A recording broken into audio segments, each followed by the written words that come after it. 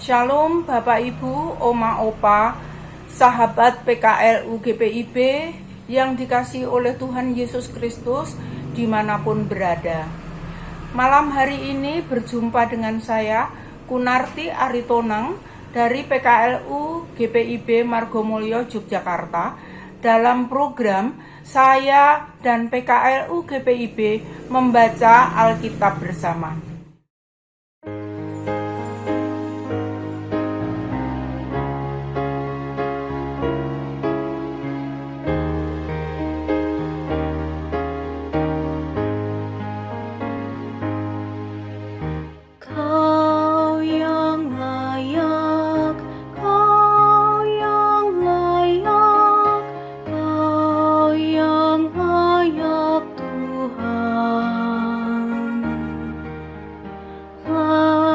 Kau terima puji-pujian, hormat dan kuasa penuh.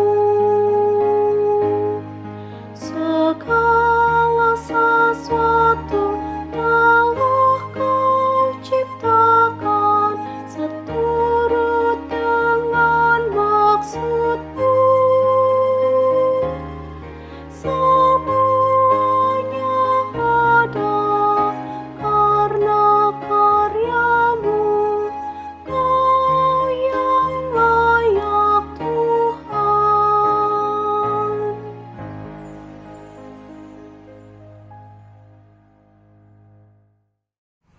Sebelum kita membaca firman dan merenungkannya, kita siapkan hati dan pikiran kita, mohon bimbingan dan tuntunan Roh Kudus. Mari kita berdoa. Allah Bapa di surga, kami bersyukur pada saat ini karena Tuhan masih memberikan kesempatan kepada kami untuk membaca dan merenungkan firman-Mu. Biarlah Roh Kudus-Mu membimbing kami untuk mendalami kekayaan firman-Mu. Biarlah kami semua boleh bersehati dalam renungan di malam hari ini, boleh mendapat kekuatan dari Tuhan. Bersabdalah, kami sudah siap mendengar dan merenungkannya. Dalam nama Tuhan Yesus Firman yang hidup, kami telah berdoa. Hakim-Hakim pasal 4 ayat 1 sampai dengan 10 yang menyatakan, setelah Ehud mati, orang Israel melakukan pula apa yang jahat di mata Tuhan. Lalu Tuhan menyerahkan mereka ke dalam tangan Yabin, raja Kanaan yang memerintah di Hasur. Panglima tentaranya ialah Sisera yang diam di Haroset Hagoyim. Lalu orang Israel berseru kepada Tuhan, sebab Sisera mempunyai 900 kereta besi, dan 20 tahun lamanya ia menindas orang Israel dengan keras. Pada waktu itu Deborah, seorang nabiah, istri Lapidot, memerintah sebagai hakim atas orang Israel. Ia biasa duduk di bawah pohon kurma Deborah antara Rama dan Betel di pegunungan Efraim. Dan orang Israel menghadap dia untuk berhakim kepadanya. Ia menyuruh memanggil Barak bin Abinoam dari Kedes di daerah Naftali, lalu berkata kepadanya, bukankah Tuhan Allah Israel memerintahkan demikian? Majulah, bergeraklah menuju gunung Tabor, dengan membawa 10.000 orang Bani Naftali, dan kami dan Bani Zebulon bersama-sama dengan engkau. Dan aku akan menggerakkan Sisera, panglima tentara Yabin, dengan kereta-keretanya dan pasukan-pasukannya menuju engkau ke sungai Kison, dan aku akan menyerahkan dia ke dalam tanganmu. Jawab Barak kepada Deborah, jika engkau turut maju, aku pun maju. Tetapi jika engkau tidak turut maju, aku pun tidak maju. Kata Deborah, "Baik, aku turuti. Hanya engkau tidak akan mendapat kehormatan dalam perjalanan yang engkau lakukan ini, sebab Tuhan akan menyerahkan Sisera ke dalam tangan seorang perempuan." Lalu Deborah bangun berdiri dan pergi bersama-sama dengan Barak ke Kedes. Barak mengerahkan suku Zebulon dan suku Naftali ke Kedes, maka 10.000 orang maju mengikuti dia. Juga Deborah maju bersama-sama dengan dia. Demikian pembacaan firman Tuhan. Oma opa yang dikasihi Tuhan Yesus, adapun renungan kita pada malam hari ini dengan judul memenuhi visi ilahi dengan kerendahan hati. Deborah adalah satu-satunya hakim perempuan di Israel kuno. Kebijaksanaan dan keberaniannya membuat ia dihormati oleh orang Israel yang datang berhakim kepadanya. Di bawah pohon kurma Deborah antara Rama dan Betel di pegunungan Efraim. Tuhan juga mempercayakan kepadanya tugas sebagai seorang nabiah, yakni mediator dan penasehat yang baik. Di tengah masyarakat Israel kuno yang patriarki, perempuan umumnya dianggap sebagai warga kelas 2 yang lebih rendah dari laki-laki. Meski demikian, Deborah tidak rendah diri. Panggilan Tuhan atas dirinya, ia penuhi dengan menunjukkan kepemimpinan yang dilandasi ketaatan kepada visi ilahi. Terbukti, Deborah mau bekerja sama dengan Barak, bahkan memberikan kepercayaan kepadanya untuk melawan Sisera, panglima perang Yabin, raja Kanaan itu. Ia juga tidak sekedar memberi instruksi, melainkan mendampingi Barak dalam memimpin suku Zebulon dan Naftali di medan perang.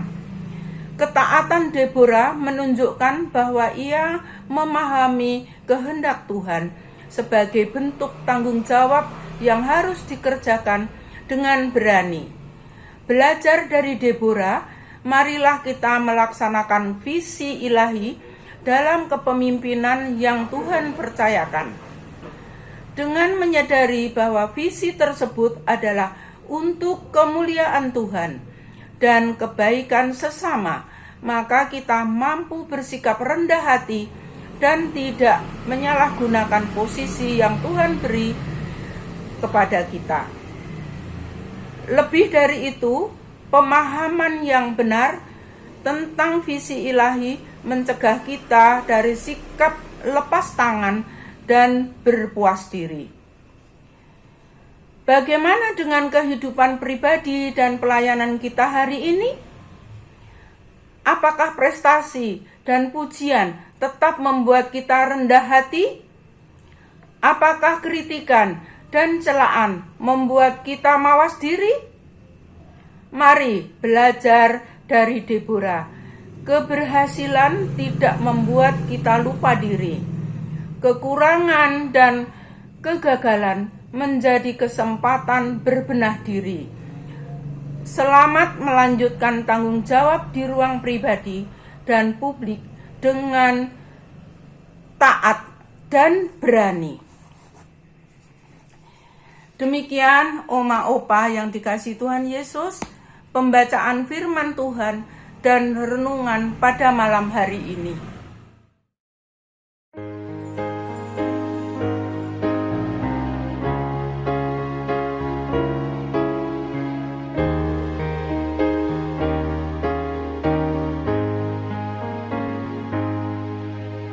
Kau yang layak, Kau yang layak, Anak domba Allah.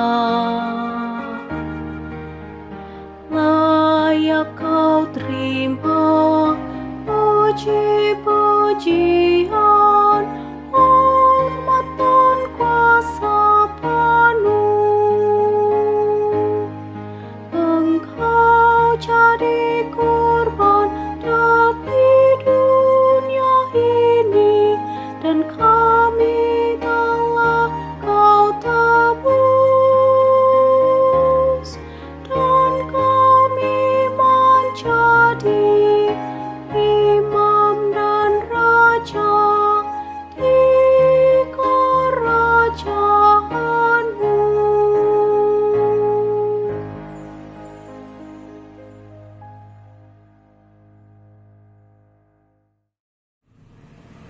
Mari kita berdoa. Ya Allah, ya Tuhan kami bersyukur atas kasih karunia-Mu dalam kehidupan kami, sehingga Engkau boleh menghantar kami semua untuk memasuki malam untuk beristirahat. Namun saat ini Tuhan, kami datang untuk menyerahkan diri dalam tangan kasih kuasa-Mu, karena hanya Engkaulah yang memerintah atas hidup kami. Ya Allah Bapa di surga, saat ini kami bersama-sama membawa pergumulan kehidupan kami sebagai bangsa Indonesia. Tuhan memberkati Bapak Presiden, Wakil Presiden, dan seluruh pejabat penyelenggara negara, juga TNI dan Polri, serta seluruh kepala daerah dari pusat sampai daerah di seluruh negara kami Indonesia ini. Karuniakan mereka kemampuan, ketaatan, dan keberanian dalam melaksanakan tugas dan tanggung jawab kepemimpinannya yang Tuhan percayakan kepada mereka. Tuhan, karuniakan mereka hikmat takut akan Tuhan, sehingga terhindar dari segala perbuatan yang Tuhan tidak inginkan, seperti penyalahgunaan wewenang dan kekuasaannya, agar mereka dapat memimpin bangsa ini. Mereka dapat menghadirkan damai sejahtera Allah melalui tanggung jawab mereka masing-masing. Demikian juga kami menyerahkan kehidupan kami sebagai gereja-Mu yang Engkau hadirkan di tengah-tengah dunia ini. Engkau memberkati Gereja Protestan Indonesia bagian Barat, beserta seluruh gereja-gereja di tanah air kami, beserta seluruh pemimpin gereja dan seluruh warga jemaatnya. Biarlah melalui kehadiran kami di seluruh tanah air kami Indonesia ini, mampu mewujudkan damai sejahtera Allah di tengah-tengah kehidupan kami, dimanapun kami berada. Ya Allah, Bapa kami di surga, sertai kami semua dalam kehidupan kami, agar kami bisa menyongsong hari esok untuk berharap dan memuliakan nama-Mu.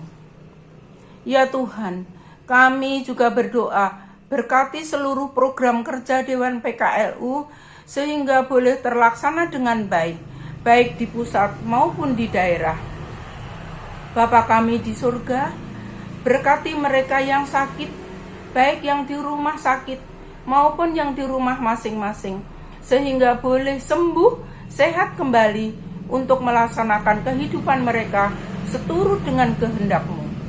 Dan kami percaya, hanya dengan kuasa-Mu kami dipulihkan kembali, sehingga hari esok kami dapat jelang bersama-sama dengan Tuhan.